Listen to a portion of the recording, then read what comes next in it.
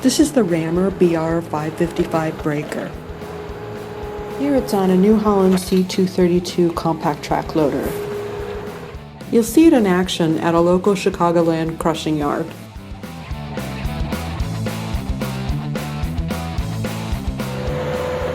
The standard chisel tool is designed to supply the braking means to tackle hard rock and reinforced concrete. It's a tool used for demolition and flat work, breaking streets, sidewalks, curbs, and walls.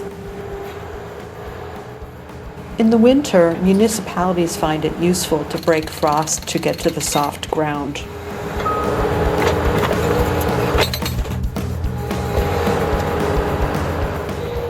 It has a vibration dampener that helps reduce the impact on the machine as well as the operator.